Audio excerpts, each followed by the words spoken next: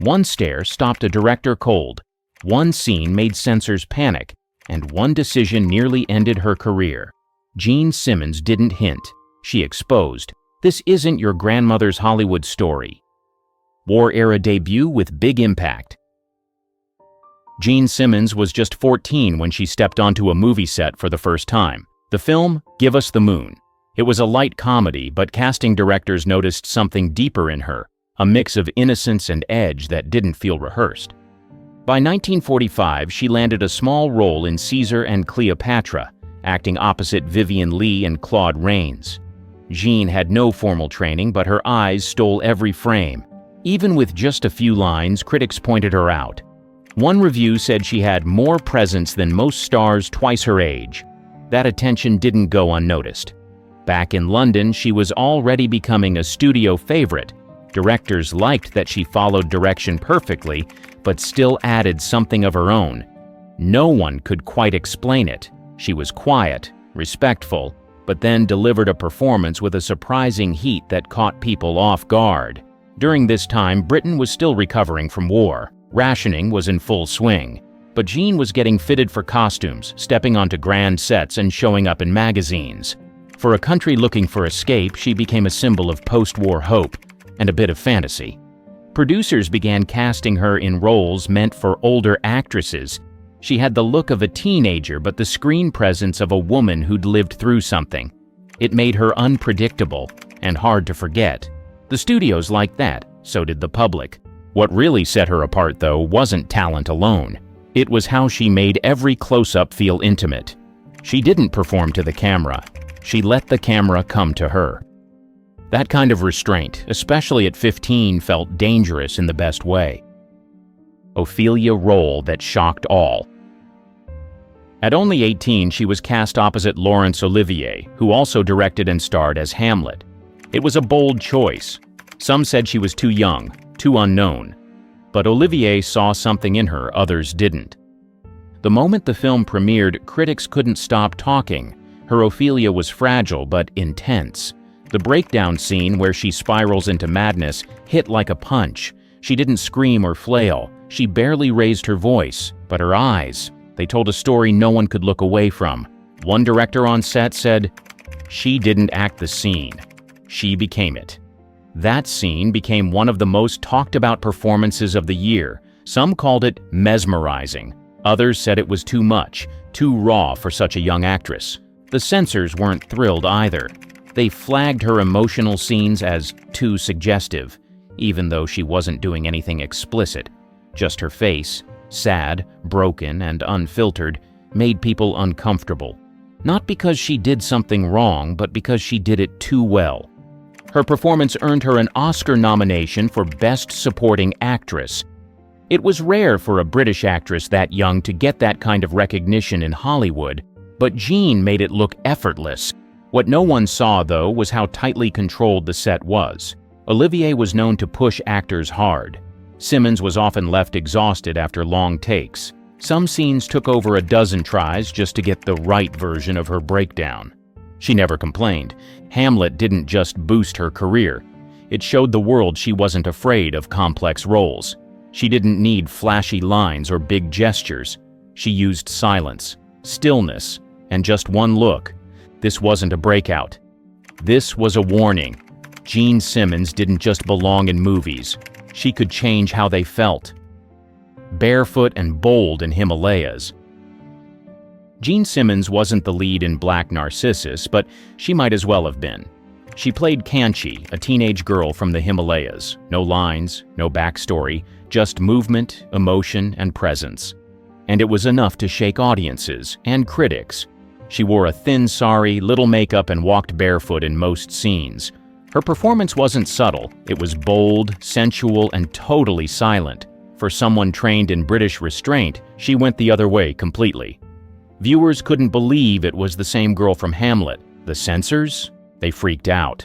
A British girl in brownface was already controversial, but it was her physicality, how she walked, how she looked at men, how she moved through space, that made it feel charged. Some scenes were almost cut. Critics didn't know whether to praise her or scold her. What made it even wilder? Jean was only 19. She wasn't experienced in dance or physical theater. She learned everything on the spot, guided by directors Powell and Pressburger. They told her, "Don't think, just feel." And she did. The result was magnetic. Behind the scenes, Simmons was nervous. She worried about looking ridiculous. She hated the heavy body makeup. But when she saw the final cut, she realized she'd done something rare. She made people watch without saying a word. Her performance added tension to a film already full of it. Nuns fighting desire, isolation in the mountains, repressed emotions ready to blow. Jean's character was the spark, the reminder that human want couldn't be hidden forever. She wasn't glamorized. She wasn't polished. She was raw and young and almost too real for the screen. Audiences either gasped or looked away. That role changed everything. From then on, casting directors saw her differently. She could play quiet, yes, but she could also play dangerous. Not loud or messy, but the kind of dangerous that sneaks up on you. Marriage that silenced her voice. She married Stuart Granger in 1950. On paper, it looked like a Hollywood love story. He was a big name. She was the rising star. The press called them elegant, glamorous, perfect. But the truth behind the curtain was less romantic and a lot more complicated. Granger was 16 years older. He was already famous when Jean met him on set. Their chemistry started fast. So did the control. Soon after the wedding, Granger took the reins. On decisions, on deals, even on what roles she took. The studios loved the image. They paraded the couple in magazines. But people close to Jean started noticing changes. She lost weight. She got quieter on set. Her fire was still there, but it felt dimmed. Granger didn't hide his jealousy. He hated how much attention Jean got. When she was offered lead roles, he often stepped in, saying the scripts weren't right for her. Some insiders say he even turned down roles on her behalf without telling her. Their marriage became a talking point, not for romance, but for the tension it created in her career. One studio exec said, "Jean was gold, but we couldn't get to her without going through Stuart." Still, she stayed, at least for a while. She did interviews with a smile. She played the devoted wife. But behind closed doors, she started pushing back. She wanted control over her own contracts. She wanted to work in America. Granger wasn't happy about it. The tension spilled into work. On the set of Young Bess, she reportedly clashed with crew members over last-minute changes made by Granger, who was constantly advising from behind the scenes. By the early 50s, it was clear this marriage wasn't boosting her career. It was stalling it, and Jean knew it. The girl who once shocked the screen in silence was now fighting to speak up off it. She sued Howard Hughes. Howard Hughes didn't hear no very often, but Jean Simmons gave it to him clear, firm, and without a pause. In 1951, she was under contract with the Rank organization in the UK, but Hughes wanted her for RKO in Hollywood, so he bought her contract. At first, it looked like a career jackpot. Bigger films, bigger budget, international stardom. But there was a catch. Hughes didn't want to make her a star. He wanted to own her. He sent her lavish gifts, jewelry, perfume, clothes. She sent them right back. He offered her roles, but only in projects he controlled. Scripts were delayed, promises were broken. Jean was stuck, contractually tied to RKO but barely working. Then came the final straw. Hughes tried to force her into a long-term extension. Jean said no. He pushed harder. She pushed back and sued him. That was a career gamble very few actresses would have dared to make, especially against a man with Hughes' power and reach. The court battle was ugly. She was accused of being ungrateful, difficult, spoiled, but she didn't flinch. Her attorney argued Hughes was deliberately obstructing her career, and he was. The judge sided with Jean. The court granted her the right to make one more film under RKO, but after that, she was free. That final film would be Angel Face, more on that next. The whole ordeal made headlines. Jean had taken on one of Hollywood's biggest moguls, and won.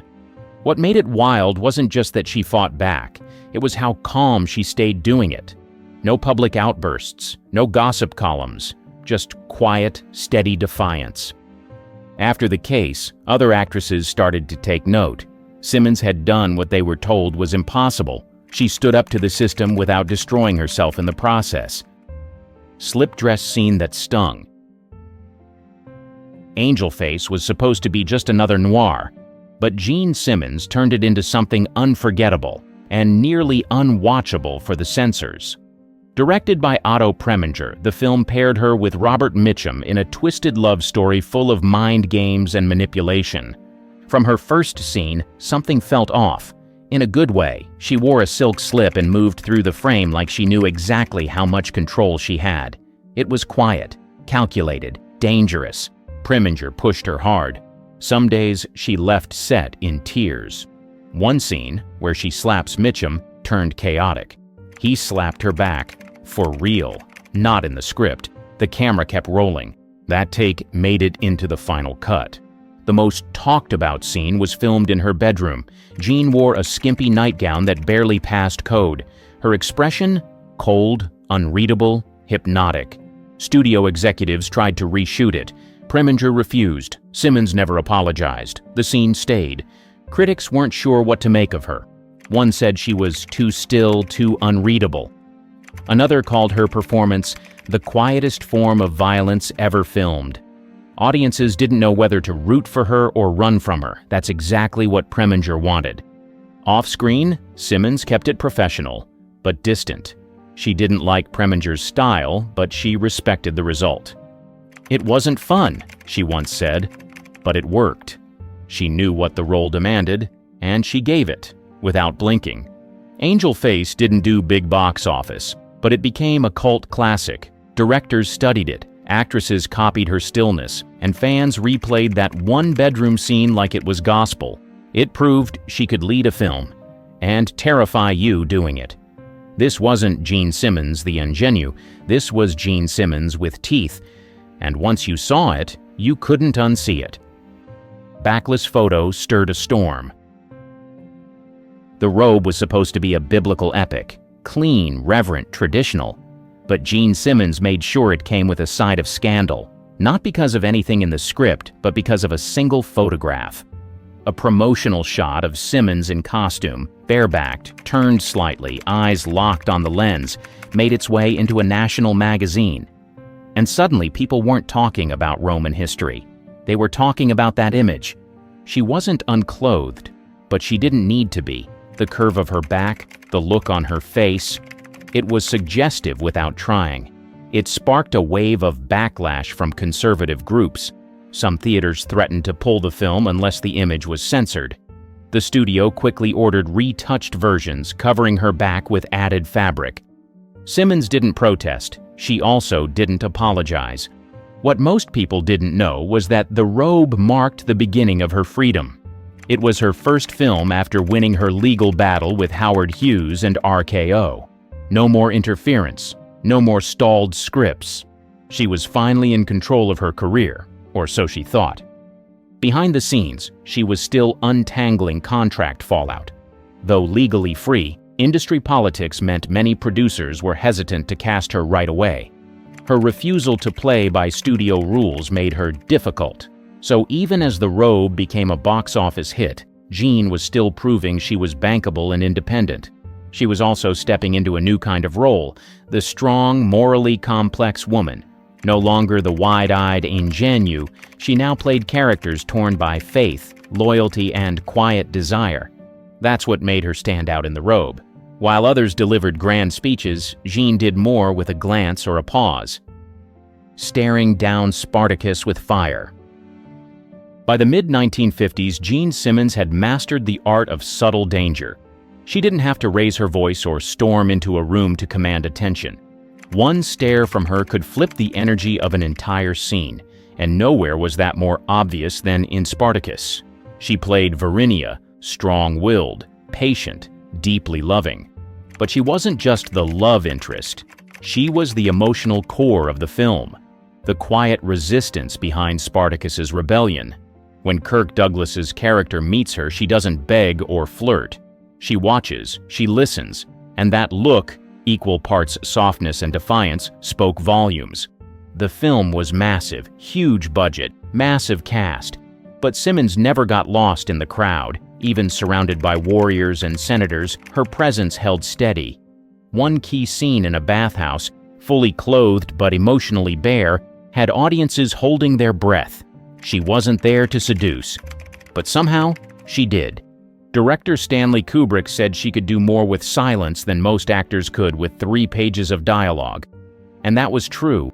She didn't rely on flashy performances. Her strength was restraint, holding back just enough to make viewers lean in. Her chemistry with Douglas was real, on screen at least. Off-screen, things were more tense. Douglas, ever the perfectionist, reportedly tried to direct her at times. Jean didn't bite. She followed Kubrick's lead and stuck to her style, one that didn't need constant rehearsal or rewrites, just space to breathe. What made Spartacus different was that it showed how far she had come. She was no longer being told how to act, dress, or behave. She chose this role, and she shaped it into something bigger than what was on the page. By now, Simmons had developed a signature move, holding the camera's gaze just a second too long. It was never overdone, just enough to make the audience shift in their seats. That was her gift. Making discomfort feel beautiful, making modesty feel provocative. Post-divorce roles, no apologies. When Jean Simmons divorced Stuart Granger in 1960, Hollywood expected her to fade into the background. Instead, she did the opposite. She stepped into some of the boldest roles of her career. She wasn't trying to shock anyone, but she was finally calling the shots. And the first move? Elmer Gantry. In the film, she played Sister Sharon Falconer, a preacher with power, mystery, and unshakable confidence. Opposite Burt Lancaster, Simmons didn't flinch. Their chemistry felt electric, even hostile at times. Her character wasn't there to be conquered. She had her own mission and her own secrets. The role marked a shift. This was Jean fully in control. No studio head pulling strings, no husband weighing in, and it showed. Critics called her performance chillingly calm and quietly commanding. Audiences saw a version of Simmons they hadn't before, fierce, focused, and completely in her element. After that, the walls came down. In interviews, she started to speak more candidly. She admitted how controlled her earlier career had been. She talked about being dressed like a doll, told where to sit, when to smile. "I wasn't rebellious," she said, "I just had a brain." She also started choosing roles that mirrored her real-life complexity. In Life at the Top, she played a woman trapped in a cold marriage, giving one of her most emotionally raw performances. Critics noted how much pain she conveyed without raising her voice. Simmons had always known how to make silence speak, but now it screamed. By 1964, she had officially left her ingenue past behind. Her new characters were layered, modern, and sometimes bitter, but never weak. Whether playing women burned by love or cornered by power, Simmons always brought a sharp, grounded realism. Her personal life, she kept it quiet, no tabloid stunts, just work, and that work spoke volumes. Jean Simmons had survived the studio system, defied Hollywood men, and walked away from a toxic marriage. What came next wasn't a comeback, it was her full arrival. TV role that changed everything. In 1983, when most of her peers had faded into cameos or early retirement, Jean Simmons made a move that surprised everyone. She went to television. And not just any TV role. She signed on for the Thornbirds, a sweeping, high-stakes miniseries that would become a cultural event. She played Fiona Cleary, the cold, emotionally distant matriarch of the family.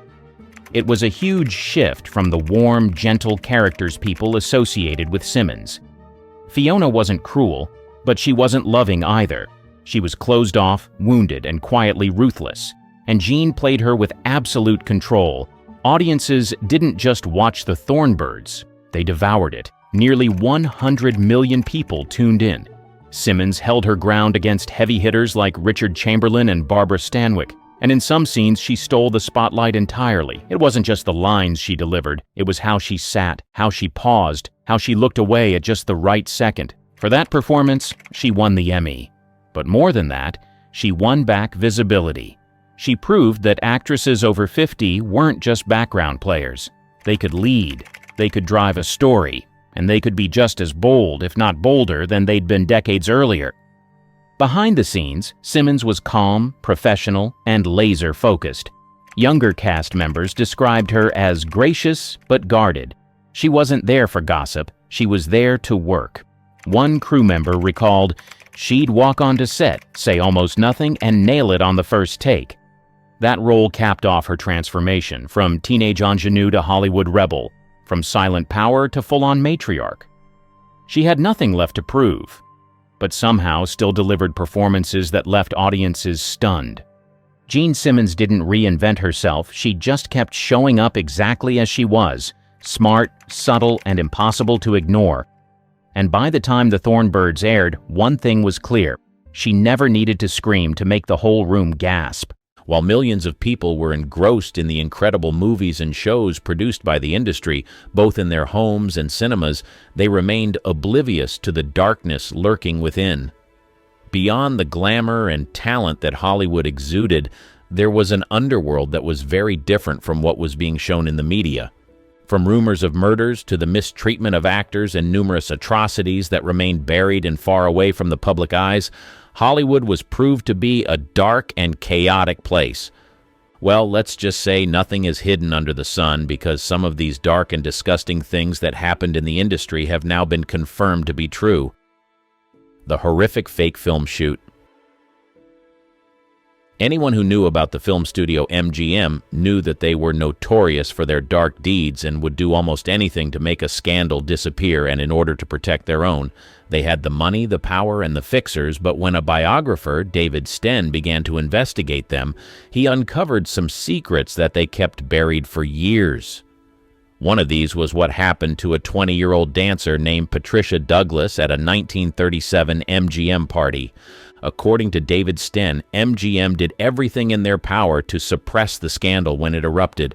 They even went as far as hiding evidence and doing all they could to silence the victim, but it seems like her innocence screamed louder than their efforts, and soon enough their deeds were brought to the light. Although MGM was successful at burying the story back in the 1930s, David Sten found some evidence that proved that Patricia's story was real. She wasn't the young wannabe star trying to take down a powerful studio. She was a young, vulnerable girl whose innocence was taken away at an MGM party. In the words of the biographer, "I managed to find old newspaper coverage, previously unseen photos, damning studio documentation, long-forgotten legal records, privately shot cinematographic evidence hidden in an MGM film vault, and, most amazing, Patricia Douglas herself." After 65 years of silence, she was finally able to tell her side of the story. According to Patricia Douglas, that incident completely broke her and turned her life upside down. Before that day, she was living a normal life and was already a part of the entertainment industry. Her love for dancing opened her up to opportunities, and at the age of 15, she had already appeared in 2 classics. Her mother was doing well financially, so she didn't need to work. She only took on a few jobs because she enjoyed it and wanted to keep herself busy. This chestnut-haired lady with porcelain skin would later get a casting call on the 2nd of May, 1937 that changed her life. She had no idea that this call was not what she thought it was, and although she hesitated for a while, she finally said yes. Looking back on that day, Patricia regrets saying yes to that call. In her words, "They never mentioned it was for a party, ever. I wouldn't have gone. Oh God, I wouldn't have gone." Although she and hundreds of other girls were invited for this so-called shoot, they would soon discover that this was no film shoot. It was a party that Louis B. Mayer had, organized to celebrate his salesman for a job well done, but this was no ordinary party. It was going to an alcohol-fueled party where all manner of atrocities would happen. The studio had become the greatest studio in Hollywood, and they bagged distribution deals that will keep them on top for several years. This party is their way of celebrating. Patricia Douglas was one out of the 120 young female dancers that received the casting call. It will surprise you to know that a well-known casting director made these calls so the girls had no idea what was about to happen. They were supposed to be dressed in fitted cowgirl outfits, and as soon as they got to the studio, they were transported to an unknown location for this party. On getting there, Patricia saw over 300 men partying, smoking, and taking all kinds of substances. She didn't see cameras, a crew, or lights. Patricia immediately started to feel uncomfortable, as she had never had any sexual encounter before. She certainly didn't want to be in such a wild party. Sadly, there was no way any of the girls could escape. As the party went on, a particular salesman called David Rose began to admire Patricia. He pretended to want to teach her a dance step, and before she knew it, he and other friends held her down and poured liquor down her throat. Soon enough, Patricia began to feel sick, and when she went outside to get some air, David Ross dragged her to the parking lot and took advantage of her in one of the cars. Interestingly, a parking attendant witnessed the whole thing, but he later denied. Patricia did not keep quiet about what happened. She told her mother about it, and they were able to hire an attorney, but every legal step she took proved futile. No one believed her. One can only imagine how many other girls went through a similar experience that night. Patricia, the only person who was bold enough to speak up, was shut down and called a liar by MGM. With their connections, money, and power, they were able to shut the case down.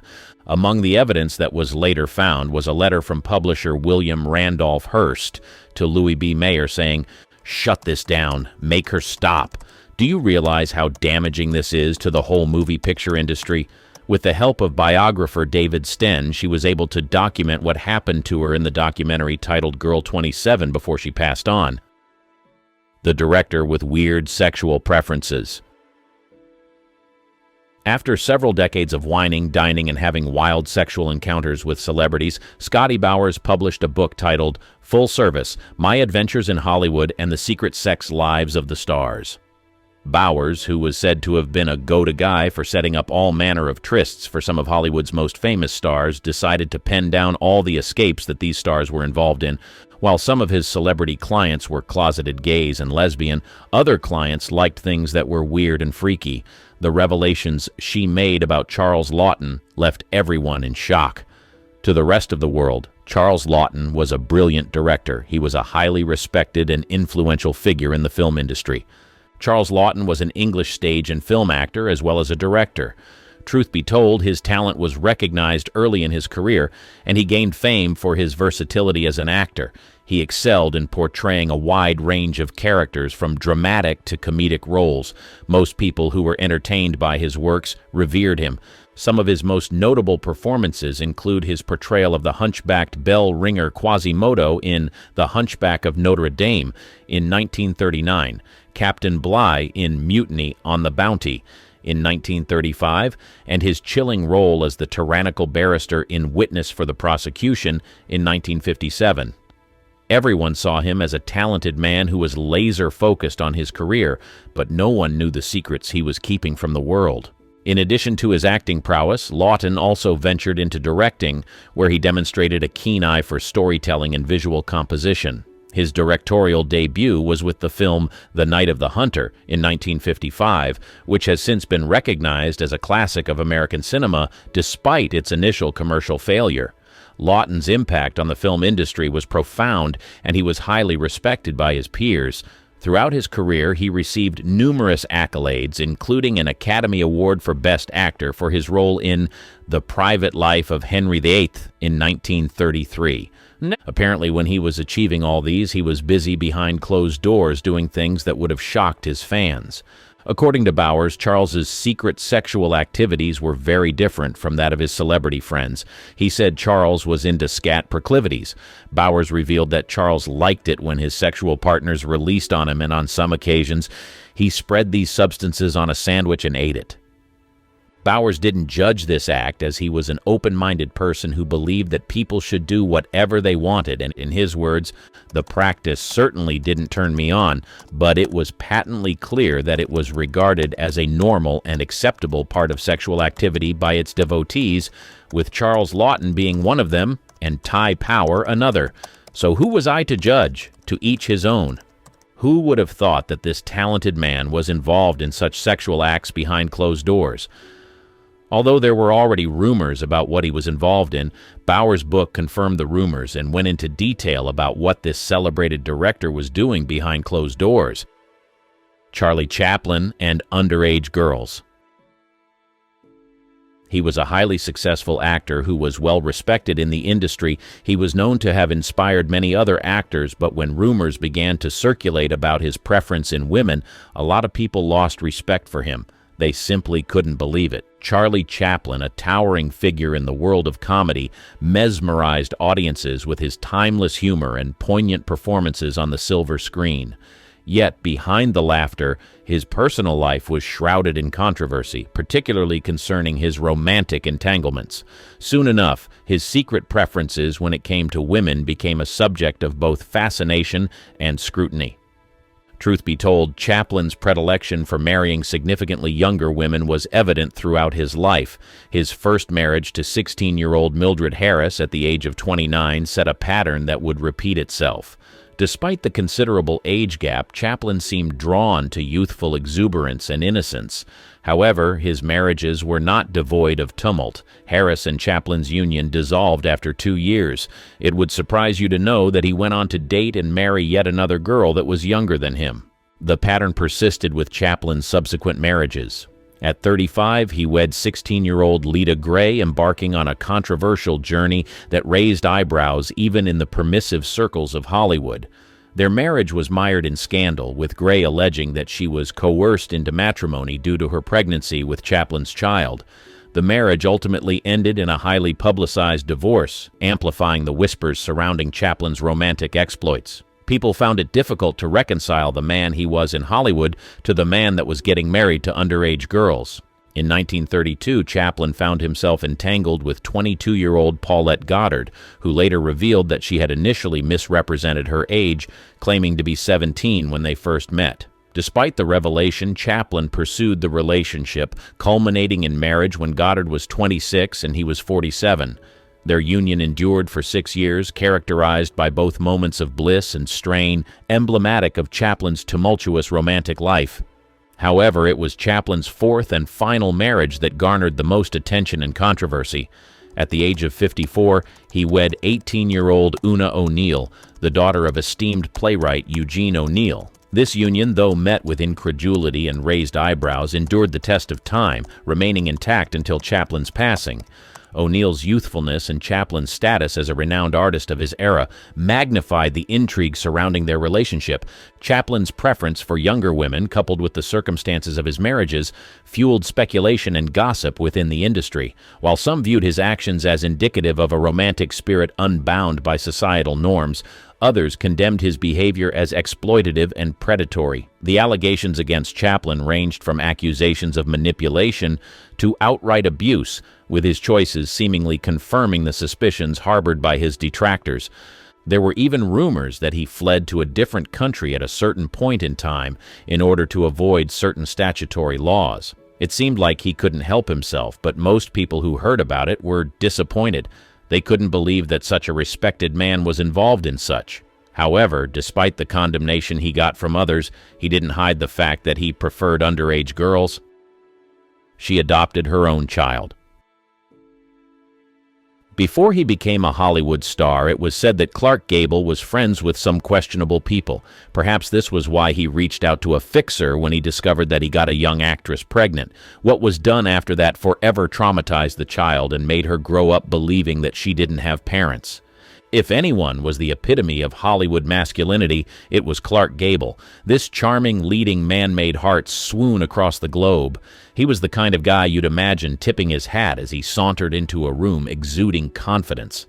And in 1934, he was smack dab in the middle of one heck of a scandal that involved a young actress named Loretta Young. She was a rising starlet with doe eyes and a smile that could light up the silver screen.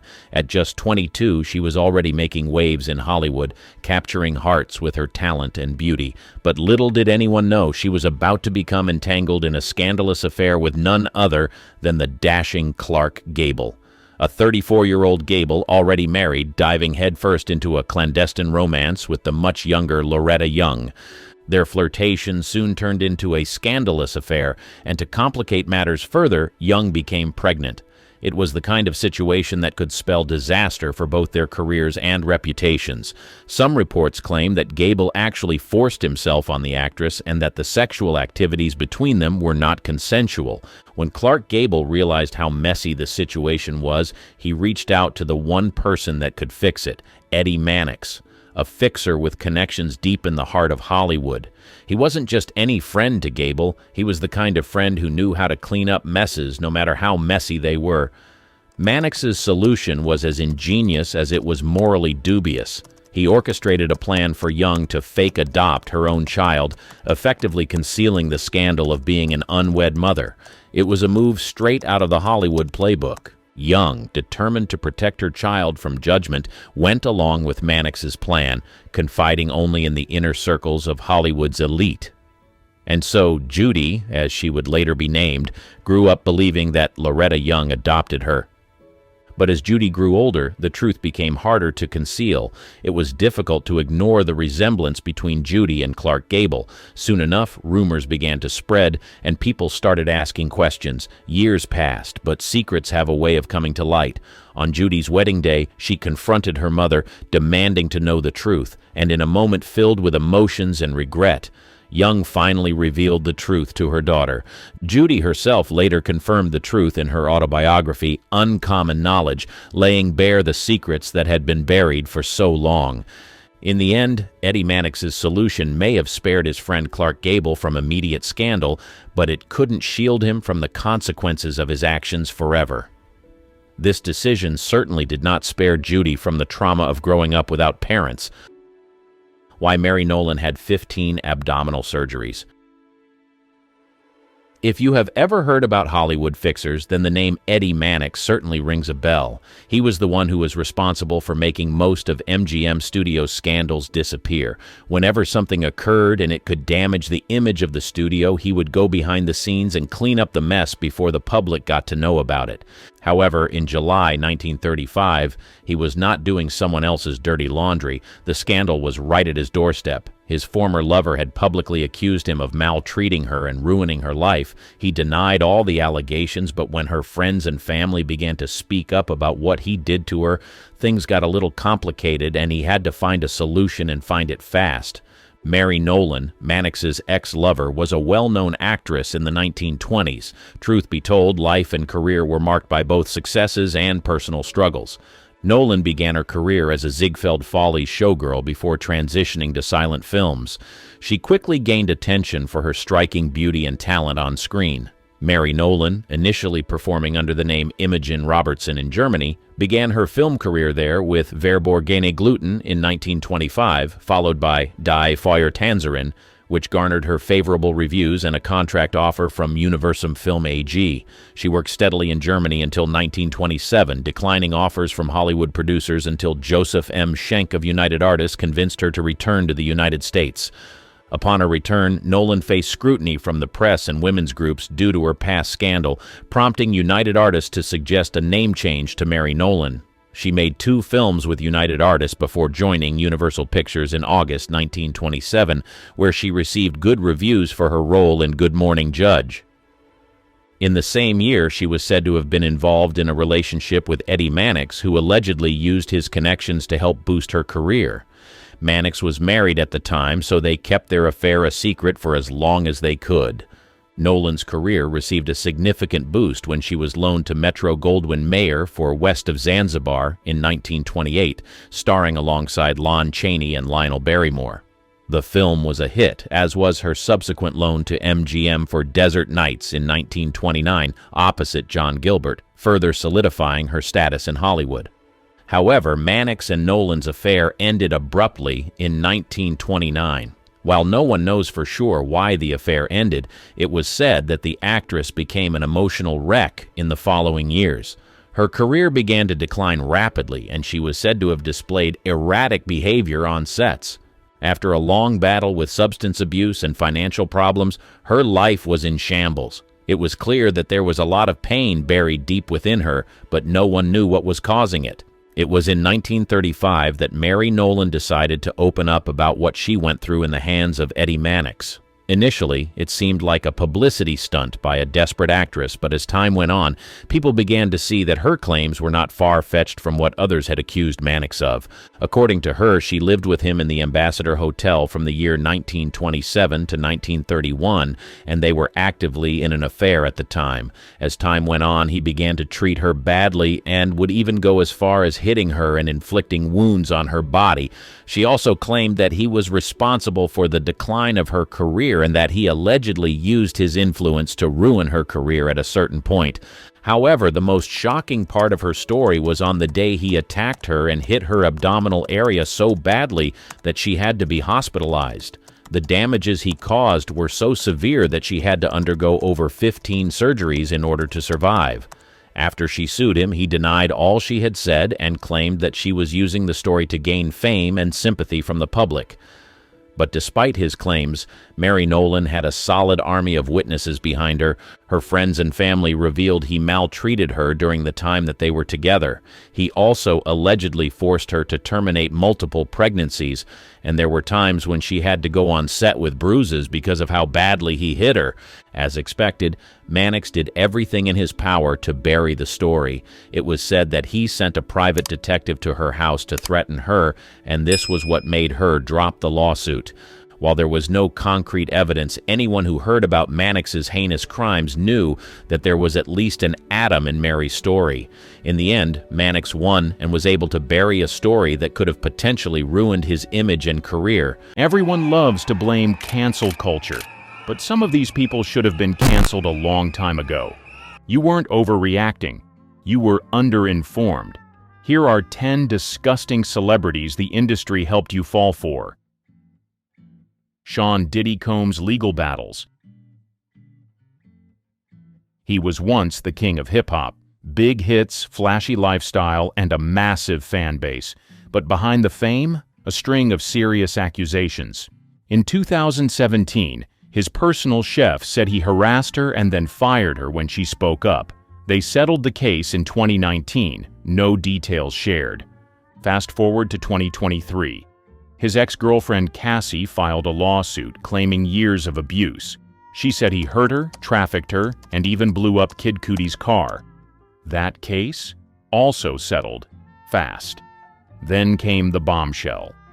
In May 2024, CNN dropped a hotel video from 2016. It showed Diddy grabbing and attacking Cassie. You could hear the internet gasp. Diddy responded with an apology, calling his actions inexcusable. But it didn't stop there. By September 2024, he was arrested on serious federal charges, including trafficking-related offenses, organized criminal activity, and unlawful transportation. He said he wasn't guilty and stayed locked up in Brooklyn, no bail. A month later, things exploded. Reports said over 100 people, men, women, even kids, were getting ready to file lawsuits against him. The number? Around 120. Some were underage. It was chaos. In March 2025, another charge dropped, forced labor. He was accused of making people work crazy hours using fear and pressure. Again, he said he was innocent. James Franco's hidden history. He always had a certain charm. He played weird, artsy characters, joked around in interviews, and came off as the cool, harmless guy. But behind that laid-back image was a mess the public didn't see until 2018. That year, 5 women accused him of misconduct. 2 were former students at his acting school, Studio 4, which he ran in Los Angeles and New York. They said Franco used his power to push young actresses into uncomfortable and explicit scenes. Some claimed he removed safety guards during nude scenes and blurred the line between acting and manipulation. Franco denied everything. He told Stephen Colbert on The Late Show that the claims were not accurate. But the internet wasn't convinced, and his silence on social media didn't help. By 2019, 2 women filed a lawsuit. They accused him of exploiting students under the pretense of education. According to court documents, students were led to believe they had a shot at roles in Franco's films if they agreed to intense scenes. Many said they felt pressured, especially in his so-called master class. In 2021, Francos settled the lawsuit for $2.2 million. He didn't admit guilt, but he did later speak out. On a podcast, he said he had struggled with compulsive behavior and acknowledged having inappropriate relationships with students. He called it wrong, but claimed it wasn't illegal. One of the most telling signs came from Seth Rogen. He and Franco were longtime collaborators, but in interviews, Rogen confirmed he hadn't worked with Franco in years and didn't plan to again. No shade, just a clean break. Since then, Franco's disappeared from the spotlight. He's taken on small indie projects, but nothing major. Most of Hollywood has kept its distance. Noel Clarkes' collapse.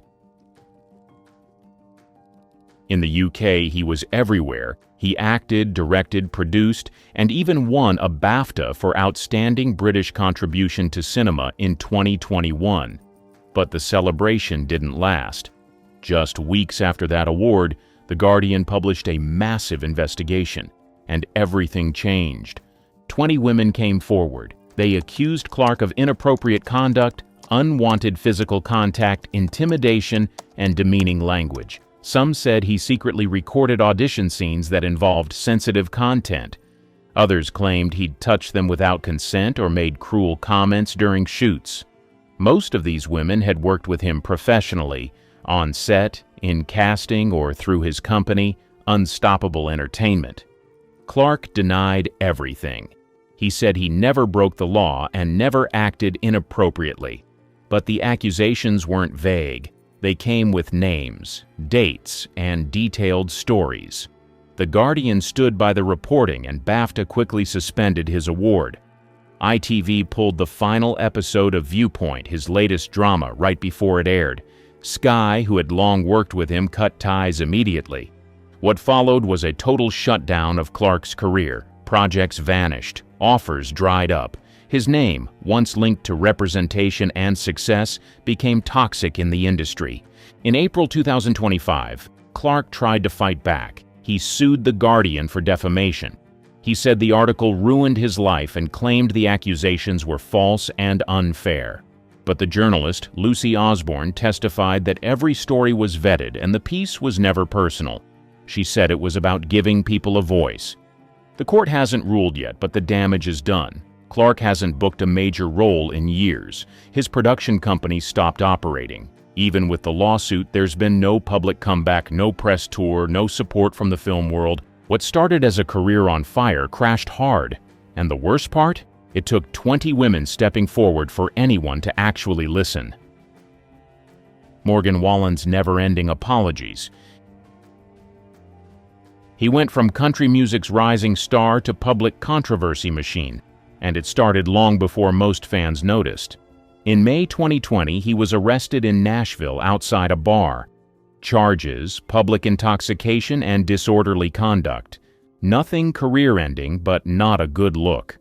Months later, he blew his shot at Saturday Night Live after video surfaced of him partying maskless during COVID restrictions. The show canceled his appearance just days before airtime. Then came February 2021. TMZ released home security footage showing Wallen yelling a racial slur after a night out. The backlash was immediate. Radio stations dropped him.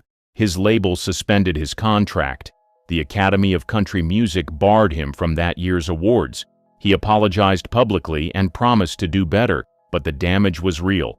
Despite the fallout, Wallen's album sales actually spiked. Some fans claimed cancel culture had gone too far. Others saw it differently, a clear example of someone being rewarded for bad behavior. Either way, Wallen stayed mostly quiet, reappearing months later in interviews saying he'd been doing a lot of soul-searching. But things got weird again. In October 2023, he was seen storming off stage mid-concert without explanation, and in April 2025, SNL brought him back, but not for long. He exited the building hours before the show, leaving producers scrambling. No official reason was given. Social media lit up with fan theories and jokes, but NBC stayed silent. Behind the scenes, sources claim Wallen has become difficult to work with. Others say he just isn't interested in the spotlight anymore. Either way, the pattern keeps repeating. Do something reckless, apologize, go quiet, then resurface like nothing happened. R. Kelly's crimes in plain sight. He was once untouchable. He ruled the charts, sold out arenas, and had megastars lining up to work with him. But behind the fame, a long, disturbing trail that the industry ignored for years. The first red flag? In 1994, Kelly, then 27, secretly married 15-year-old Aaliyah. Her age was faked on the marriage certificate. The union was annulled, but questions started swirling. In 2002, a video allegedly showing Kelly with an underage girl surfaced. He was charged with possessing illegal material involving a minor, but pleaded not guilty. The trial dragged on for years, and in 2008, he was acquitted. That same year, he released more music. Business as usual. In 2017, things exploded again. BuzzFeed published a report accusing Kelly of running a cult, controlling young women and cutting them off from their families. His team denied it. But former associates started speaking out. They described rules, punishments, and disturbing levels of control. In 2019, the docuseries Surviving R. Kelly aired on Lifetime. It featured survivors, parents, and former employees detailing years of abuse. The reaction was massive.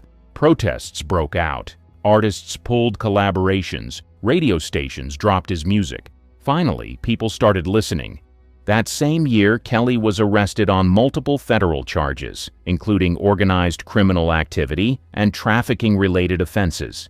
The details were chilling: coercion, intimidation, underage victims, and years of cover-ups. In 2021, he was convicted on all counts in New York. In 2022, he was sentenced to 30 years in prison. A separate Chicago trial in 2023 led to another 20-year sentence, 19 of which would be served at the same time. He's locked up for decades. Chris Brown's pattern of violence. His reputation never fully recovered after 2009, and that's because the problems didn't stop there. In February 2009, photos leaked of Rihanna's injuries after Brown assaulted her the night before the Grammys. The images were everywhere. Public opinion turned fast. Brown was arrested and later pled guilty to felony assault. He got probation, community labor, and court-ordered anger management. You'd think that would be rock bottom. It wasn't. In 2011, he allegedly smashed a window at Good Morning America after being asked about the Rihanna incident. The glass shattered near the street, but no charges were filed. His team blamed the media. He blamed haters. Then came the nightclub fights, parking lot scuffles, and assault allegations, year after year. In 2013, he punched a man outside a D.C. hotel. He was arrested and spent time in jail after being kicked out of rehab for anger issues. In 2016, a woman accused him of threatening her with a gun at his home.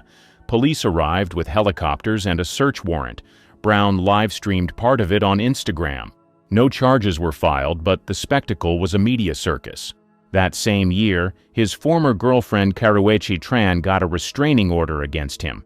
She said he threatened to kill her. A judge later granted a 5-year order of protection.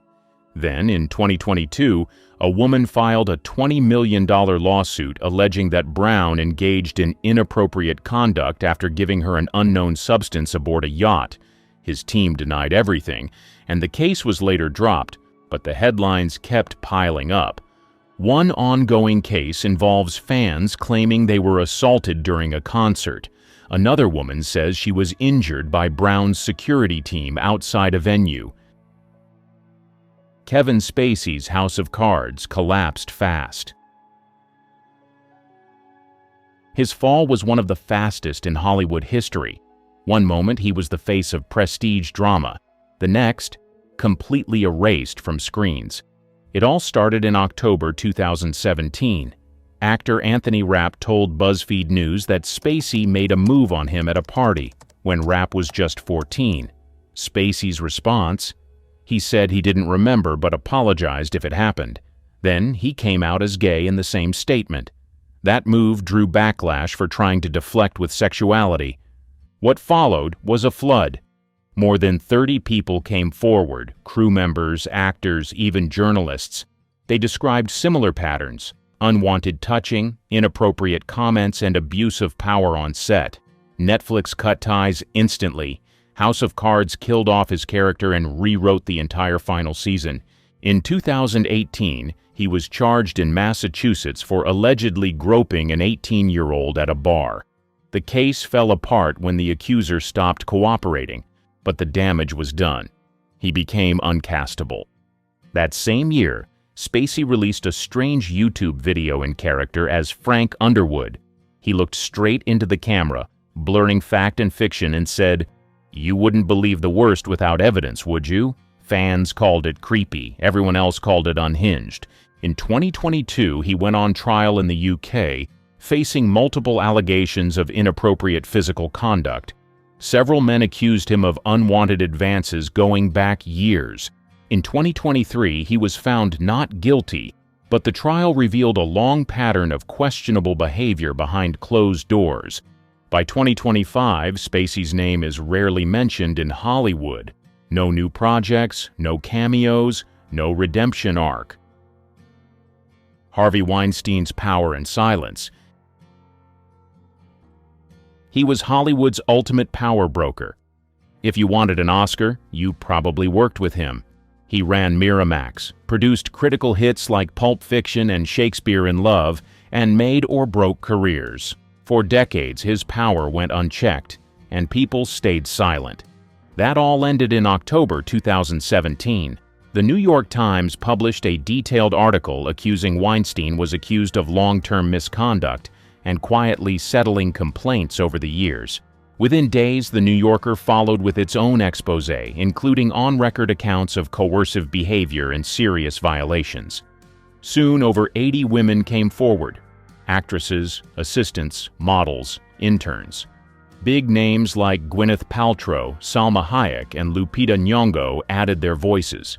Many said he lured them to hotel rooms under the guise of meetings, then assaulted or harassed them. Weinstein denied most of it but was fired from the Weinstein Company almost immediately. The Academy expelled him. BAFTA suspended his membership. The Screen Actors Guild removed him. Hollywood, which once protected him, now ran for cover. The details were horrifying. NDAs were used to buy silence. Assistants were allegedly made to help set up his meetings. For years, his behavior was whispered about but never challenged, until it couldn't be ignored. In 2020, a jury in New York convicted Weinstein on charges related to forcible misconduct and non-consensual acts. He was sentenced to 23 years in prison. In 2022, Los Angeles charged him again. That trial led to another conviction in 2023, adding 16 more years. He'll be over 90 before he's eligible for release, if he lives that long. Weinstein's fall also triggered something bigger. The number sign Me Too movement exploded into mainstream culture. Other powerful men, directors, executives, actors, were suddenly held accountable. He wasn't just a man who abused power, he was the system, protected by it, enabled by it, and finally undone by the voices that refused to stay quiet. He built an empire on silence, fear, and control. But in the end, he couldn't silence everyone. D. Koch's secret double life. In Singapore, D. Koch was a household name. He built a loyal audience on YouTube, worked as a popular radio DJ, and made brand deals left and right. His content was funny, sharp, and made to feel personal. That's what made the 2020 allegations so shocking. In August of that year, multiple young men came forward online. They accused D. Koch of sending inappropriate messages, engaging in manipulative behavior, and offering money in exchange for explicit interactions. Screenshots and voice messages quickly spread across social media. Several of the accusers were underage at the time of contact. At first, D. Koch denied the claims. He said the messages were fake or taken out of context. But then more proof appeared. long message threads, audio recordings, and consistent patterns. The evidence was overwhelming. His radio station, Power 98, suspended him. Sponsors disappeared. His social media presence went silent. In 2021, authorities formally charged him with the exploitation of a minor and the production of obscene films. In court, it came out that he had stored explicit videos on his phone. He had arranged to meet teenage boys and pressured them online. These weren't just allegations anymore, they were facts backed by a criminal investigation. In August 2022, D. Kosh pled guilty. He received 32 weeks in jail. During sentencing, the judge said he abused his position of influence and acted with clear intent. After his release, he didn't return to content creation.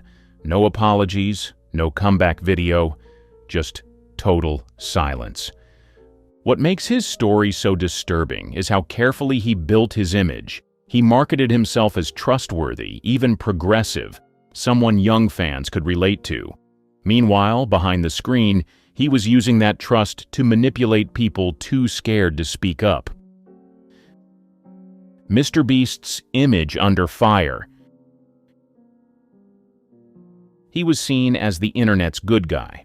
Mr. Beast, aka Jimmy Donaldson, gave away houses, paid for surgeries, and helped thousands of people. His videos felt positive, clean, and drama-free.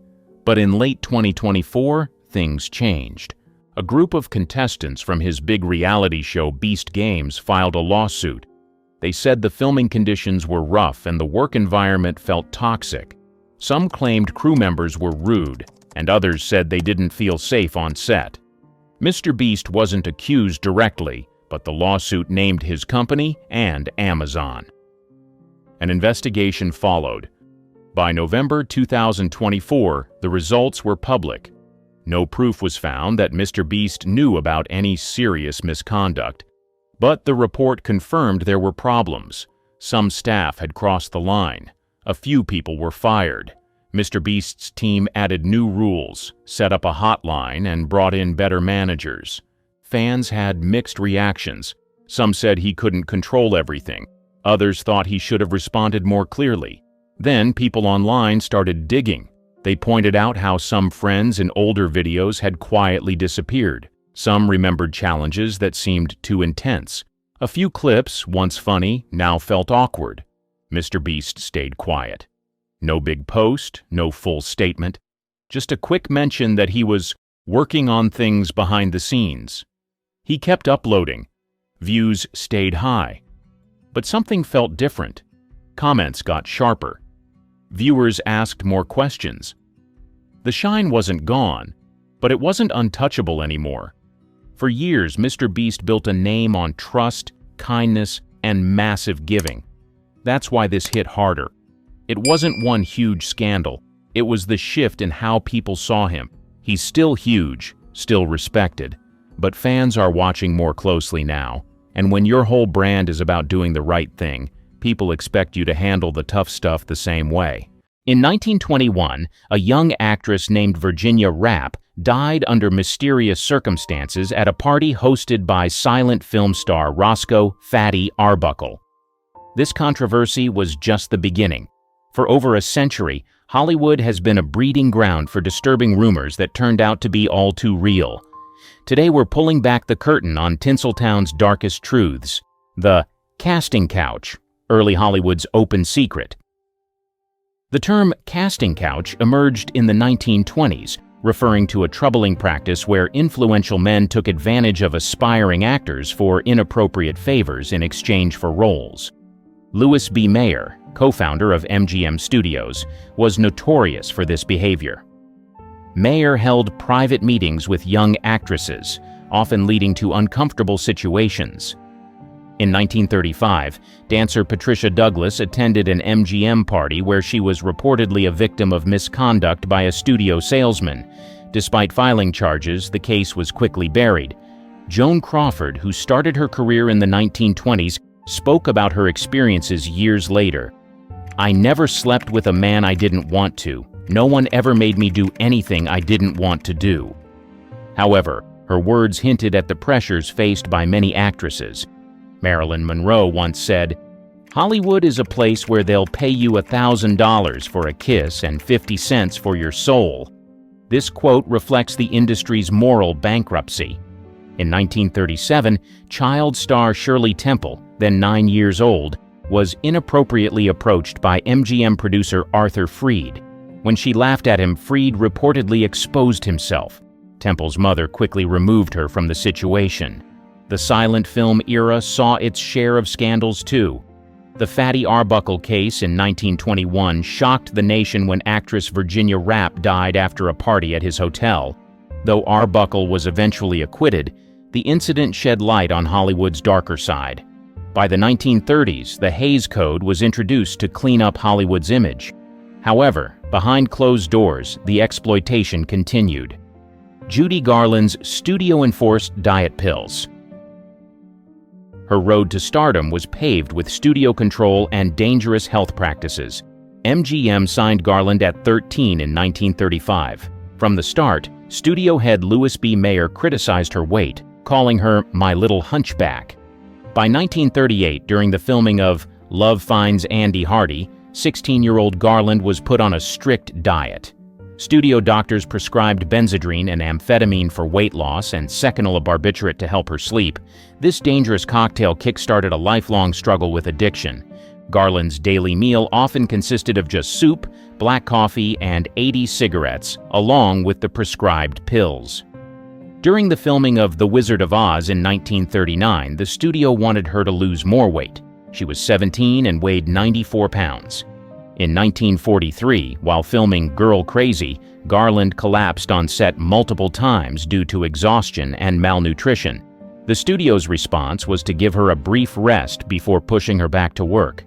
Garland later recalled, "They had us working days and nights on end. They'd give us pills to keep us on our feet long after we were exhausted. Then they'd take us to the studio hospital and knock us out with sleeping pills." By 1947, Garland's health had deteriorated significantly. She attempted to end herself on the set of The Pirate. Despite this, MGM continued to push her, leading to her suspension in 1948 due to erratic behavior caused by addiction. "I was in the studio system for 15 years and I thought they were going to kill me," Garland said in a 1967 interview. She suffered numerous breakdowns and was admitted to sanitariums multiple times throughout her career. The long-term effects of this studio-enforced regimen were devastating.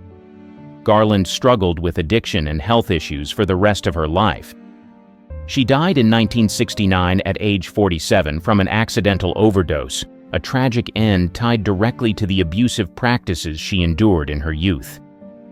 Alfred Hitchcock's obsession with Tippi Hedren. His obsession with Tippi Hedren during the early 1960s revealed a dark side to the famed director. Hedren, a model-turned-actress, was discovered by Hitchcock in a TV commercial in 1961. He immediately signed her to a 7-year contract. Hedren's first role was in The Birds, 1963. During filming, Hitchcock's behavior became increasingly controlling. He dictated her wardrobe off-set and forbade her from socializing with the cast and crew.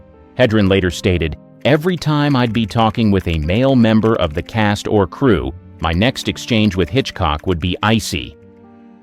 The most harrowing incident occurred during the filming of the attic scene. Hedren was told mechanical birds would be used. Instead, live birds were thrown at her for 5 days straight. She suffered cuts, exhaustion, and a nervous breakdown. When a bird nearly pecked her eye, she snapped, "I think you got your scene, Mr. Hitchcock." In 1964, during the production of Marnie, Hitchcock's obsession intensified. He had a mask of Hedren's face made for his personal use and installed a secret door between his office and her dressing room. Hedren recounted a disturbing incident in her trailer.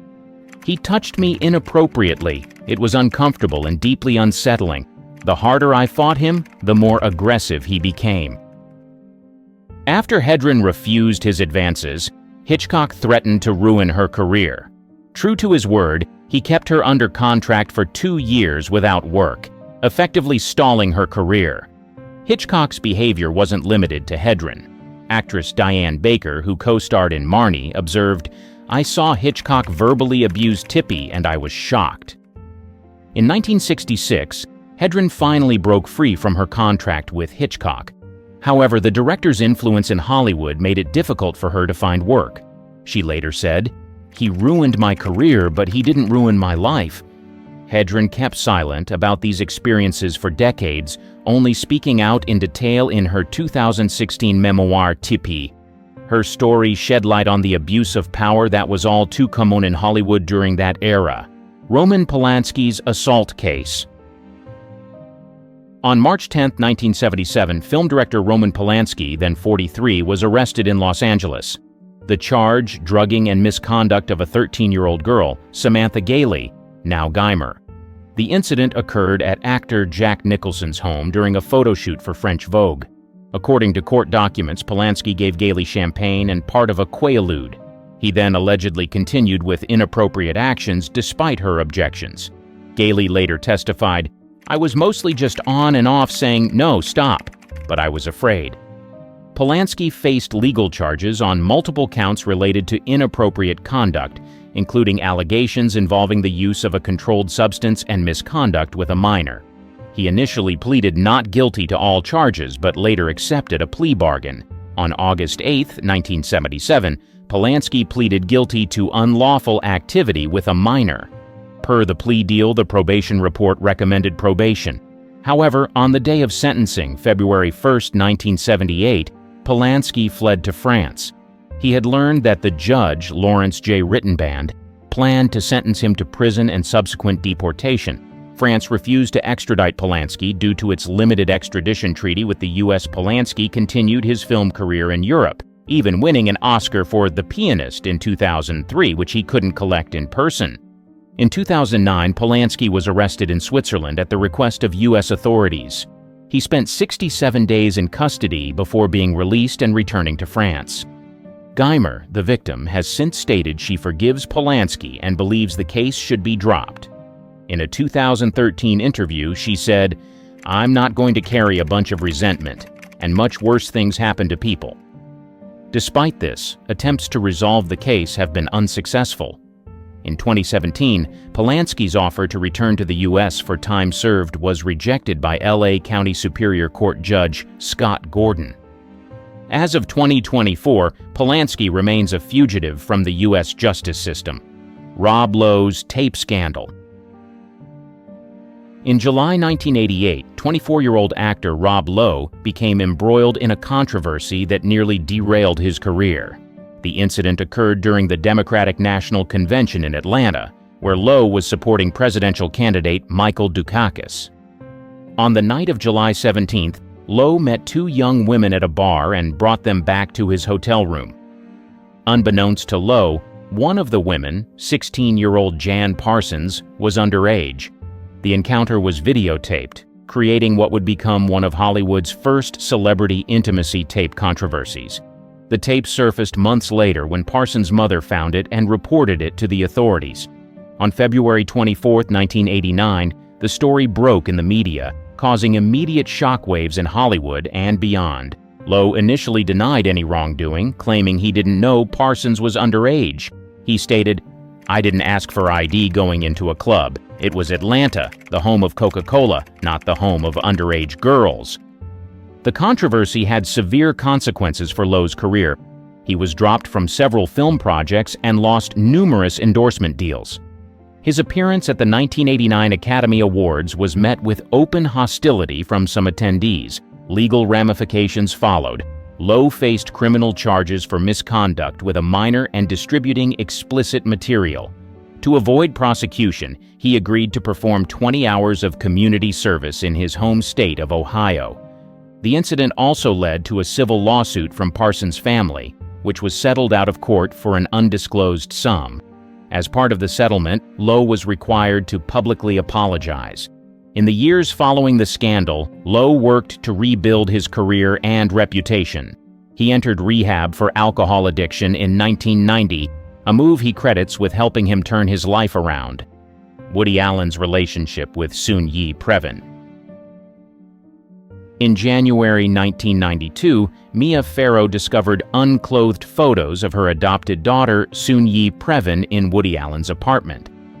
Allen, then 56, had been in a relationship with Farrow for 12 years. Soon-Yi was 21 at the time and had been adopted by Farrow and her ex-husband Andre Previn years earlier. The discovery sent shockwaves through Hollywood and the public. Allen confirmed the relationship in August 1992, stating, "I'm thrilled." The admission came amid a bitter custody battle between Allen and Farrow over their 3 children. Allen's film, Husbands and Wives, released in September 1992, became unintentionally controversial due to its plot similarities to the real-life scandal. The film's premiere was marked by protests and media frenzy. In 1993, a judge in the custody case called Allen's behavior with Soon-Yi grossly inappropriate. The court denied Allen visitation rights with his daughter Dylan and limited contact with his son Satchel, now Ronan Farrow. Despite the controversy, Allen and Soon-Yi married in Venice on December 23, 1997. Allen was 62, Soon-Yi 27. The ceremony was small, with only a handful of guests present. In a rare 2015 interview with NPR, Allen addressed the relationship's beginnings. "I was paternal. She responded to someone paternal." This statement further fueled critics who found the relationship's power dynamics disturbing. The scandal significantly impacted Allen's career. Several actors, including Greta Gerwig and Timothée Chalamet, later expressed regret for working with him. Amazon Studios terminated a 4-picture deal with Allen in 2019, citing renewed allegations of misconduct by Dylan Farrow. As of 2024, Allen and Soon-Yi remain married and have 2 adopted daughters. The controversy continues to spark debates about power, consent, and morality in Hollywood relationships. R. Kelly's illegal marriage to Aaliyah. On August 31, 1994, R&B singer R. Kelly, then 27, illegally married his 15-year-old protégée Aaliyah in a secret ceremony in Rosemont, Illinois. The marriage certificate falsely listed Aaliyah's age as 18. Kelly had met Aaliyah 3 years earlier when she was 12. He became her mentor, producer, and lead songwriter for her debut album, Age Ain't Nothing But a Number, released in May 1994. The album's title now seems disturbingly prophetic.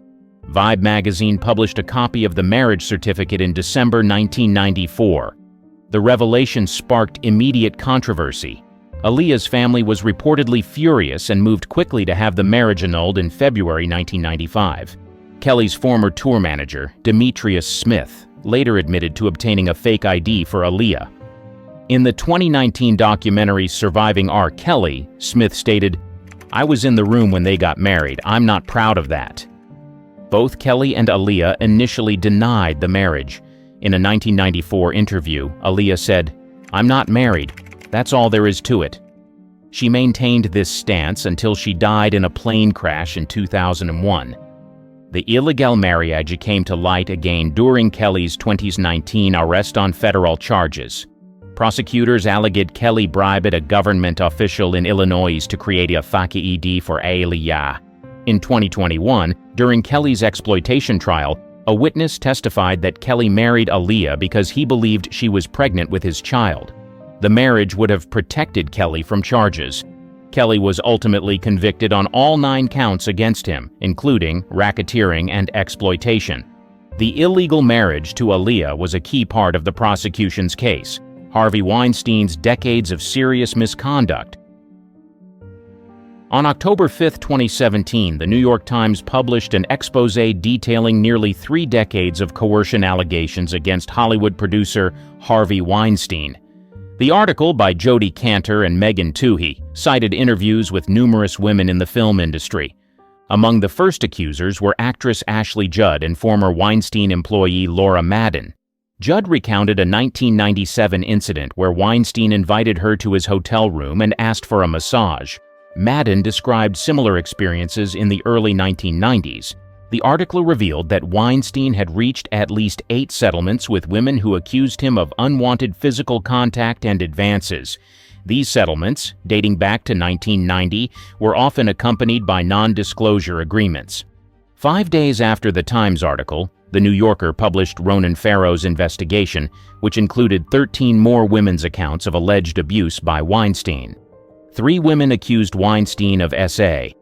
Actress Rose McGowan, who had alluded to her experience for years, publicly accused Weinstein of serious misconduct on October 12, 2017.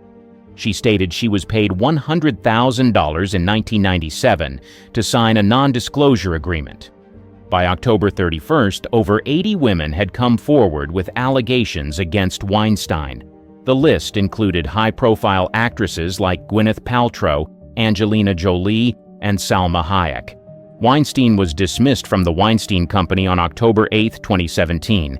He was later arrested and charged in New York on May 25, 2018, for serious misconduct.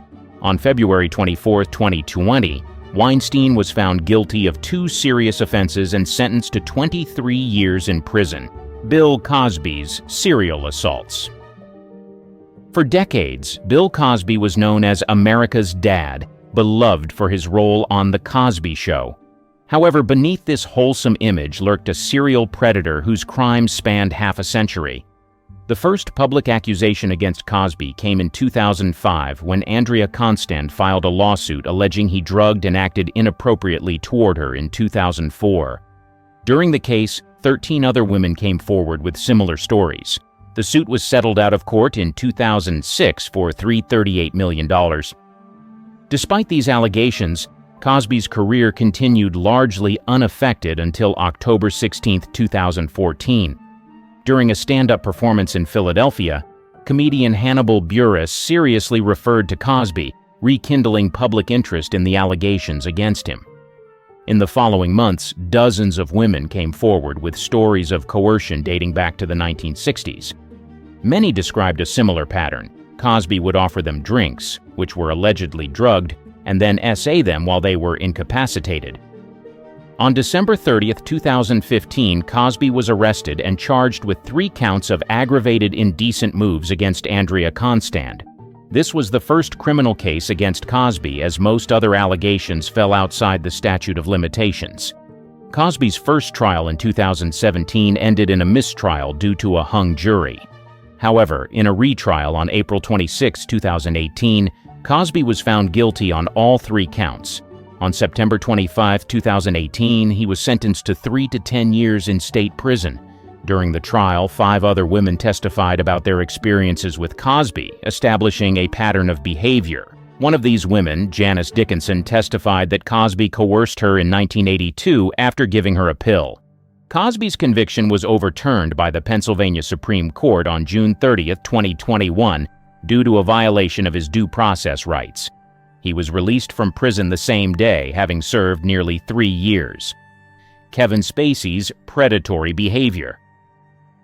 On October 29, 2017, actor Anthony Rapp alleged that Kevin Spacey made a misappropriate advance toward him in 1986, when Rapp was 14 and Spacey was 26. This accusation, published in a BuzzFeed article, marked the beginning of Spacey's downfall. Spacey responded on Twitter, claiming no memory of the incident, but offering an apology. In the same statement, he came out as gay, a move widely criticized as an attempt to deflect from the allegations. Following Rapp's accusation, numerous other men came forward with similar stories. On November 1, 2017, actor Roberto Cavazos alleged that Spacey groped him in the mid-2000s at the Old Vic Theatre in London, where Spacey was artistic director from 2004 to 2015. The Old Vic conducted an internal investigation revealing 20 personal testimonies of alleged inappropriate behavior by Spacey between 1995 and 2013. Many of these incidents occurred on the theater's premises. On November 3, 2017, Netflix cut all ties with Spacey, halting production on House of Cards and shelving his film Gore. Ridley Scott reshot Spacey's scenes in All the Money in the World, replacing him with Christopher Plummer just weeks before the film's release. In 2018, Spacey was charged with indecent conduct in Nantucket, Massachusetts, for allegedly groping an 18-year-old man in 2016. The case was later dropped when the accuser invoked his Fifth Amendment rights during a hearing about his missing phone. In May 2022, Spacey was charged with 4 counts of SA against 3 men in the UK, dating back to incidents between 2005 and 2013. In July 2023, Spacey was found not guilty of these charges in a UK court. Despite the court verdict, Spacey's career has been irreparably damaged. His last major film role was in 2018's Billionaire Boys Club, which earned only $618 on its opening day. You cheered for Chris Brown at the VMAs, you sang along to Michael Jackson at prom, but what if the music you grew up loving was written by men doing things you'd never want to defend out loud? Jerry Lee Lewis married his cousin. He was one of the biggest names in early rock and roll, but in 1957, right as he was blowing up, he made a move that shocked everyone. He secretly married his 13-year-old cousin, Myra Gale Brown. She was still in middle school and also the daughter of his bass player. Oh, and he was still married to someone else. It didn't stay secret for long. When he went to tour in England, reporters found out. They asked him about Myra at a press event. When she admitted she was 13, everything fell apart. The tour was canceled after just 3 shows. Crowds booed, promoters backed out, radio stations stopped playing his songs. Just like that, his career hit a wall. Jerry tried to fix the story. He said Myra was actually 15. He said their marriage was legal in the US, but it didn't help. People were disgusted. Even in the 1950s, this crossed a line. Years later, Myra said she didn't even understand what was going on. On her wedding night, she asked, "When do I go home?" The two stayed married for 13 years, but it was full of drama and bad press. Jerry's music career never fully recovered. He tried switching to country music and got a few hits, but he never reached that early level of fame again. No matter what he did, people remembered the cousin marriage. This wasn't just a scandal. It was the kind of move that made fans walk away. And even now, when people bring up Jerry Lee Lewis, it's not just about his music. It's about that marriage and the fact that it happened at all. Chuck Berry's hidden camera scandal. He was a rock legend. He helped shape the sound of modern music with hits like Johnny B. Good and Roll Over Beethoven. But in 1990, fans learned something they couldn't ignore. He was secretly filming women in the bathroom of his own restaurant. It started when a former employee sued him. She claimed he had hidden cameras in the women's restroom at the Southern Air, a restaurant Berry owned in Missouri. Soon, more women came forward with similar stories. Berry denied it at first, but when police searched his home, they found videotapes, hundreds of them. The tapes showed women and girls using the bathroom, all recorded without their knowledge. Investigators also found hidden camera equipment and still photos taken from those tapes. Berry eventually reached a settlement with 59 women, agreeing to pay over $1.2 million in total. He also faced a class action lawsuit and was put on probation. This wasn't his first run-in with the law. Back in the 1960s, he had already served time for violating the Mann Act. He transported a 14-year-old girl across state lines for work and was later accused of engaging in inappropriate relations with her. That case sent him to prison for nearly 2 years. Still, the hidden camera scandal felt different. It wasn't a single accusation. It was years of behavior caught on tape. After the news broke, some fans dropped him completely. Others looked the other way, clinging to the idea that music and personal life should stay separate. But the facts were hard to ignore. The evidence was there, and the women didn't back down. Despite the backlash, Berry never lost his fame. He still performed, still got awards, and even had a documentary made about his life. But the bathroom camera case never fully went away. It stayed in the background, a dark stain on his legacy. Gary Glitter's crimes across continents. He was once a huge glam rock star. His songs like Rock and Roll Part 2 played in stadiums and sports arenas for years. He wore shiny suits, big sunglasses, and had a wild stage presence. But in 1999, everything changed, and not because of music. A computer repair worker found illegal content on Glitter's laptop. He was arrested and later admitted to having it. He served a short sentence in the UK, but after getting out, he left the country. That's when things got worse. He traveled through several countries in Southeast Asia. In 2006, he was convicted in Vietnam for serious crimes involving young girls. He served more prison time there than was sent back to the UK. He was placed under legal monitoring and barred from entering several countries after that. Even with all this, the full truth didn't come out until later. In 2012, Glitter was arrested again during a big UK investigation called Operation U-Tree. It focused on public figures accused of harming minors in past decades. In 2015, he was found guilty of several crimes, including actions involving girls under 13. These weren't rumors. These were official charges backed up in court. He was sentenced to 16 years. This wasn't just one bad decision. The court showed a pattern that lasted for years. There were multiple victims. The evidence was strong. And it all happened while he was performing, touring, and appearing on TV. Still, his music didn't fully disappear. In 2019, one of his songs was used in the movie Joker. That set off a wave of public anger. Many asked why someone with that kind of history was still getting airtime or royalties. For years, people sang along without knowing. But once the truth came out, it was clear. Gary Glitter didn't just fall from fame. He was taken off the stage for a reason. R. Kelly's secret marriage and accusations. In the 90s, R. Kelly was one of the biggest names in R&B. His songs were everywhere: weddings, graduations, award shows. But offstage, his personal life started raising serious concerns. It began in 1994 when he secretly married 15-year-old singer Aaliyah. The marriage license listed her age as 18. That wasn't true. The marriage was quickly annulled, but it left people asking questions that didn't go away. Over the years, more women came forward with stories. Many said they met Kelly when they were young and were later cut off from family and friends. Some said they were closely monitored and told when to eat, speak, or leave a room.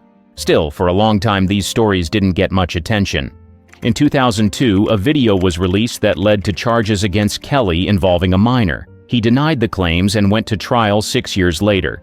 In 2008, he was found not guilty. He continued to release albums, tour, and appear on talk shows. For many fans, that seemed like the end of it. But in 2019, the documentary Surviving R. Kelly aired on TV. Several women and former employees spoke on camera, sharing their experiences. It shocked viewers and forced the public to take another look.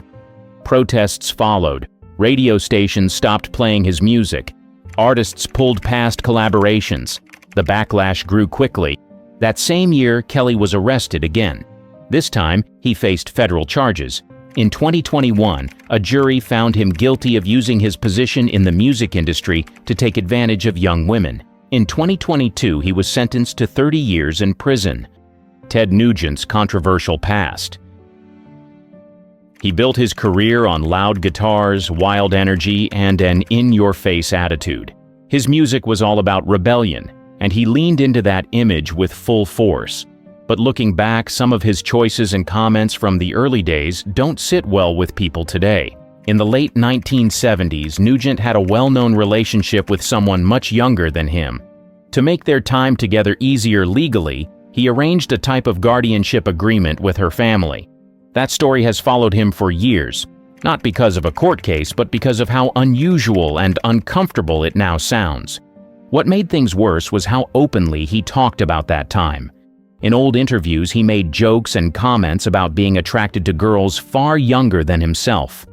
At the time, most of it was shrugged off as part of the rock star lifestyle, but when you hear those clips now, they land very differently. Some of his songs from that era also raised eyebrows. A few included lines that hinted at behavior that wouldn't be seen as acceptable today. These tracks were performed on stage, aired on radio, and sold in record stores without much pushback. But now, people are asking why no one stopped to question it then. Nugent has never faced legal charges tied to these situations. Still, the public conversation around him has shifted. In more recent years, he's become known for his political views, often speaking about responsibility, law, and morality. That shift has made his earlier behavior even more debated. It's the contrast that makes people pause. How can someone speak strongly about values while ignoring parts of their own past? That question keeps coming up, especially as clips, lyrics and interviews continue to resurface online. Michael Jackson and the Neverland controversy.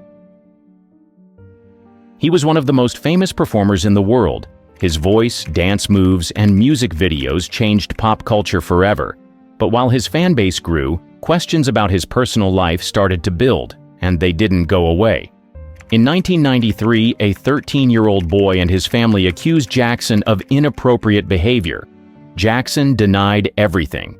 The case didn't go to trial, and it was settled out of court. That left many people wondering what really happened. Fans stood by him while others had doubts. In 2003, the spotlight returned when another young boy made similar claims. This time, Jackson was arrested and went to trial in 2005. He faced multiple charges, including serious accusations involving minors.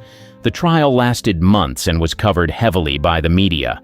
Cameras followed him into court every day. In the end, the jury found him not guilty on all counts. Even after that verdict, public opinion stayed divided. Some believed he was targeted because of his fame. Others pointed to past cases and said the pattern was too hard to ignore. After his passing in 2009, the debate continued. In 2019, the documentary Leaving Neverland aired, featuring detailed interviews with two men who said they had been harmed by Jackson as children. The film got global attention. It sparked new conversations, protests, and even caused some radio stations to stop playing his music. Jackson's estate strongly denied the claims and many fans defended him. But the documentary led to a major shift.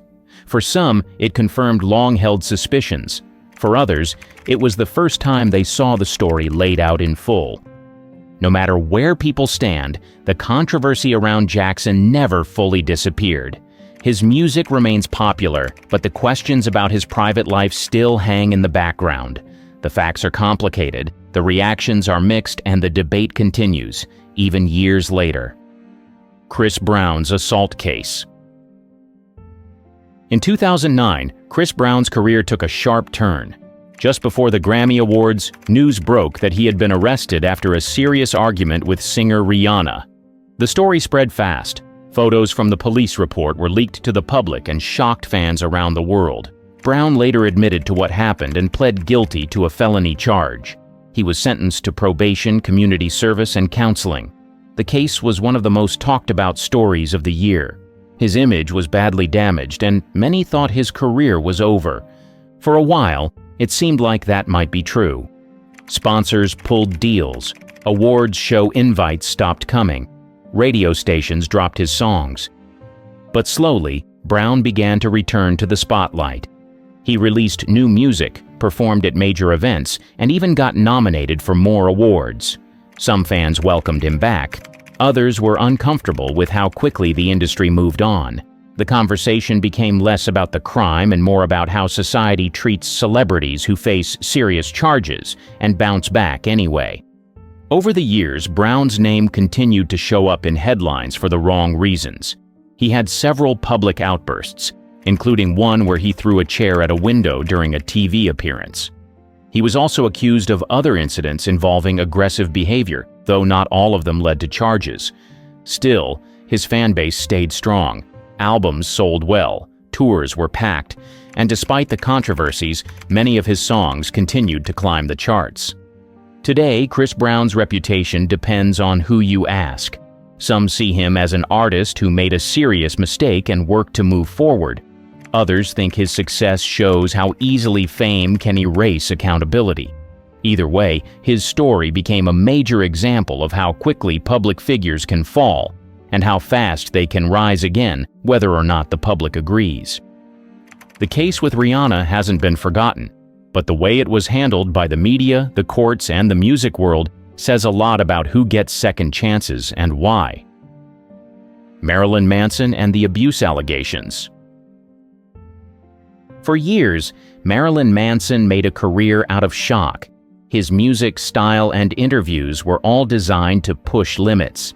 But in 2021, things took a serious turn when multiple women, including actress Evan Rachel Wood, publicly accused him of abuse. Wood had spoken about being mistreated by a former partner before, but she didn't name anyone. That changed in early 2021 when she posted on social media and called Manson out directly. She said he manipulated and controlled her during their relationship. After that, more women came forward with similar claims. Manson denied all of it. His team said the relationships were always consensual and that he was being unfairly targeted. Still, the backlash was fast. His record label dropped him. TV shows cut his appearances. Music stations pulled his songs. Even his talent agency stepped away. The public response was intense. Some fans defended him. Others said they always had concerns about his behavior, especially because of his image and past interviews. Clips resurfaced where he talked openly about dark themes and disturbing ideas. Suddenly, those old moments were being seen in a new light. One woman filed a civil lawsuit. Others shared stories with reporters and online. Investigations began. Police searched Manson's home in 2021, and legal cases are still moving through the system as of now. Some were dismissed, but others are ongoing. Even though Manson hasn't been convicted of a crime, the damage to his public image is already done. The accusations were enough to change how people view his music and career. And because he built his image around shock value, it made it harder for some fans to separate the art from the person. What made this case stand out was how many voices came forward at once, and how quickly the industry responded. Whether or not he faces further legal action, the reaction showed just how much the music world has changed. What once went ignored now makes headlines. And for Manson, those headlines haven't stopped. Adam Levine's DM scandal. As the frontman of Maroon 5 and a coach on The Voice, he was known for being smooth, charming, and family-focused. That changed in 2022 when his private messages became very public and very embarrassing. It started when a model posted screenshots of direct messages from Levine. She said they had been in contact for a while and that the messages crossed the line, even though he was married with kids. One of the messages included a comment about naming his child after her. That's what really got people talking. More women stepped forward after that, sharing flirty and suggestive messages they said Levine sent them. None of them claimed a relationship happened. Still, the screenshots made headlines, and the internet ran with it. Levine responded quickly. He admitted to sending inappropriate messages but said he didn't have any affairs. He apologized and said he had used poor judgment. His wife didn't make any public comments, but the couple was seen together afterward, putting on a united front. The scandal didn't involve anything criminal, but it shook up his reputation. People were surprised that someone seen as laid back and respectful was sending messages like that while being married. The memes and jokes exploded across social media. Levine didn't disappear, though. Maroon 5 kept performing.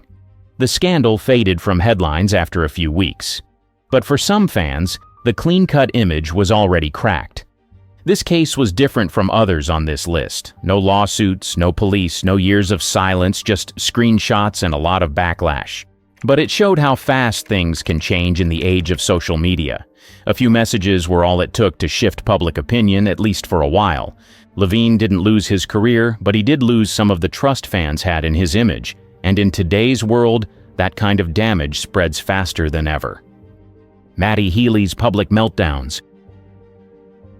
As a lead singer of the 1975, he was once known for being quirky, outspoken, and just a little weird, in a way that fans loved. But in 2023, that charm started to wear off fast. A string of strange interviews and messy behavior had people asking, "What is going on with this guy?" It started with a podcast appearance where Healy laughed along to jokes that many felt were offensive. The episode included comments about women and people of different backgrounds that sparked major backlash. Clips from the show went viral and fans weren't laughing. Soon after, he was seen watching inappropriate content on the same podcast, while the hosts joked about it. People said it wasn't just bad taste, it was flat-out disrespectful. Social media lit up with criticism, and even longtime fans started to back away. Healy tried to joke through it all. He posted online like nothing happened. At concerts, he made sarcastic comments and doubled down on some of the things he had said earlier. But instead of coming across as edgy, it started to feel careless. Things got worse when he made fun of other artists on stage, including popular female performers. That didn't go over well either. Musicians and fans called him out, saying his behavior was mean, not clever. Interviews from the past resurfaced, showing a pattern of behavior that many felt had been ignored for too long. Healy wasn't accused of a crime, but his public image took a hit.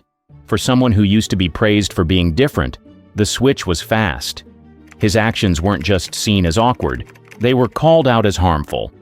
Even as his band kept touring, the energy around him changed. What was once seen as artistic or edgy now looked out of touch. And in today's music world, that kind of shift doesn't go unnoticed. Healy may bounce back, but for now, his name is less about music and more about damage control.